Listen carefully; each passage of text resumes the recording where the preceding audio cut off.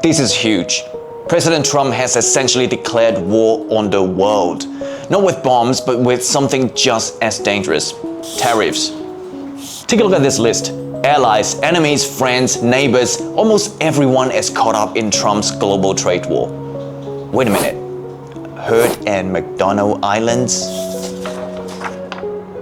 I mean, the only one living there are penguins. What could they possibly have done to piss off Donald Trump?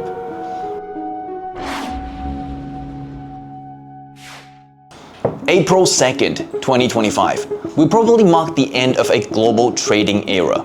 More than 180 countries and territories are being hit by what the US calls reciprocal tariffs. But US consumers will also feel the pain. Yes, your smartphones, TVs, clothes, shoes, and your food. Everything you use is going to be more expensive. Well, according to Trump's best illusion, these tariff costs will be shouldered by overseas manufacturers and exporters. But in reality, tariffs act much like a tax on imported goods, while the theory is that exporters bear the brunt. Businesses often pass these costs on to consumers. That means American households end up paying the price.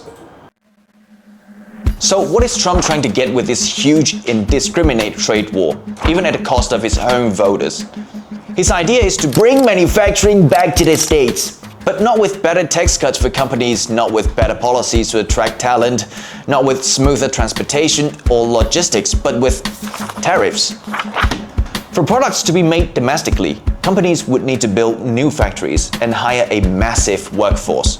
We're talking about establishing entire supply chains across various industries. It's a feat that requires substantial government and private investment, along with a robust pool of skilled workers. Every complex product today, like your iPhone, is manufactured by intricate yet efficient global manufacturing ecosystems. That is why those products are getting better and cheaper. It would take years and even not decades for American companies to replace the global supply chains and make everything at home. But before that, Americans might end up footing an extra $6 trillion bill over the next decade.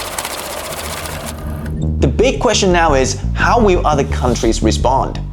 Some nations and companies might offer concessions for lower rates, but many are gearing up for retaliation. The EU has already threatened countermeasures by mid-April, and Canada warned last week that it is preparing retaliatory moves. And that's just among the US allies. Imagine the reaction from non-allies like China. And given Trump's track record, it's likely he'll escalate US tariffs in response. I've seen several US media outlets quote Olu Sonola, head of US economic research at Fitch Ratings, who predicts that many countries will likely end up in a recession. But as unpredictable as Donald Trump is, and he's quite proud of that, the final outcome remains uncertain. One thing, however, is clear. Everyone gets hurt, and American households will have to pay more.